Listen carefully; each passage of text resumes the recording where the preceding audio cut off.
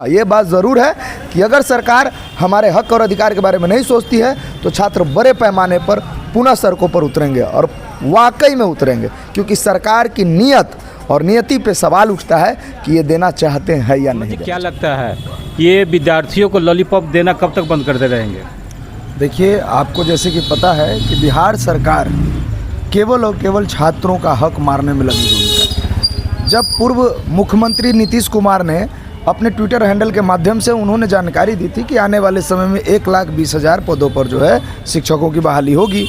उसके बाद 17 जनवरी 2025 को माननीय उप मुख्यमंत्री, उस समय के उप मुख्यमंत्री सम्राट चौधरी ने कहा था कि 80,000 वैकेंसी आएगी और प्लस में 21,000 समथिंग पद जो TRE 3 में खाली रह गए हैं उसे भी फुलफिल किया जाएगा TRE 4 में। उसके बावजूद छात्र विगत 2 सालों से परेशान है कि साहब सिर्फ नोटिफिकेशन आप कर रहे हैं, लेकिन देख कुछ नहीं रहे हैं कि आ जाएगा, कल आएगा, कब नोटिफिकेशन आएगा। आपको जैसे कि पता है कि बिहार BPSC ने, बिहार पब्लिक सर्विस कमीशन ने रिवाइज जो है कैलेंडर जारी किया, उसमें उन्होंने कहा कि 46,595 से लेकर 46,882 पद तक की बहाली आएगी, हम देने जा रहे हैं।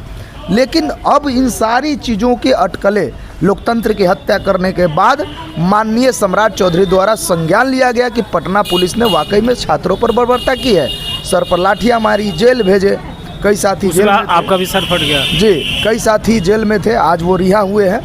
तो खुशी है कि न्यायिक जीत हुई है, लेकिन सवाल आज भी वही है कि साहब एक तरफ आप बोलते हैं कि इतनी बहाली देंगे, एक तरफ बोलते हैं इतनी बहाली देंगे, और दूसरी तरफ हमसे झूठा वादा कर रहे हैं। आपने पूर्व में कहा था कि TRE 4 TRE 5 होगा, लेकिन अभी तक TRE 4 का नोटिफिकेशन भी नहीं आया। 2 साल से हम लड़ रहे हैं इस व्यवस्था के खिलाफ। अब आप कह रहे हैं कि हम 20,000 वैकेंसी देंगे, प्रति ईयर देंगे, यानी कि पर साल देंगे, यानी 5 साल में 1 लाख देंगे। तो साहब हम आप पे कैसे भरोसा करें? आप अनगिनत बार पहले ही झूठ बोल चुके हैं, कैसे हम आप पे भरोसा करें? और जब हम छात्र लोगों से बात करते हैं, छात्र लोगों से VC करते हैं, तो वो कहते हैं कि भैया ये 20,000 पद की जो झुंझुना थमाया जा रहा है हमें मंजूर नहीं है, हम लोग सड़कों पर उतरेंगे। इसीलिए हम लोग जो है कल एक प्रेस कॉन्फ्रेंस कर रहे हैं 11 बजे, और उस प्रेस कॉन्फ्रेंस के माध्यम से हम लोग लोगों से बात करने के बाद, चूँकि VC हो गई है, और प्रेस कॉन्फ्रेंस में सारे चीज़ विथ डॉक्यूमेंटेशन के साथ हम लोग प्रेस कॉन्फ्रेंस में दिखाएंगे कि साहब ये देखिए कितना बार बिहार के छात्रों को छला गया है, और वो भी किसके द्वारा? तो आज के माननीय मुख्यमंत्री सम्राट चौधरी जी के द्वारा। जी, जब विपक्ष में थे तो बोल रहे थे कि 40,000, इस बार TRE 4 में 40,000 से 40,000 प्लस बहाली होगी, लेकिन अब 20,000 दे दिए हैं, तो क्या इस पर संतुष्ट हो जाएंगे विद्यार्थियों? साहब एक बात याद रखिएगा, वो कहते हैं ना कि गैरों का दर्द इनको नहीं पता है। क्यों? क्योंकि इनके बेटा बेटियों को टीचर या शिक्षक बहाली से या बिहार के किसी भी एग्जामिनेशन से मतलब नहीं है। इसीलिए कभी नीट का पेपर लीक होता है, कभी BSSC का एग्ज़ाम 9-10 सालों से लटका दिए हैं, कभी जो है BPSC TRE का जो छात्र है वो 2 सालों से लाठियां खा रहा है। तो इनको हमारे भविष्य से मतलब नहीं है, इनको तो अपने बाल बच्चा से मतलब है। अरे सम्राट चौधरी जी भी किनके पुत्र हैं? शौकनी चौधरी जी के पुत्र हैं, और शौकनी जी चौधरी जी स्वयं जो है कौन थे? तो इनकी राजनीतिक विरासत के कारण आज वो मुख्यमंत्री बने बैठे हैं। सवाल ये नहीं है कि आप कर क्या रहे हैं, कि छात्रों के लिए आप देना चाह रहे हैं या छात्रों से बात करना चाह रहे हैं कि नहीं। सबसे बड़ा सवाल ये है कि आपकी नीयत साफ है कि वाकई में आप चाहते हैं कि छात्रों के लिए नौकरियां दे, TRE 4 की वैकेंसियाँ लाएं।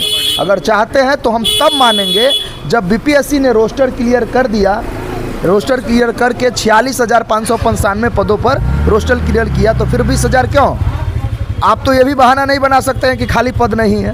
आज भी 6 से 7 लाख जो है पद खाली हैं शिक्षकों की, फिर भरी क्यों नहीं जा रही है?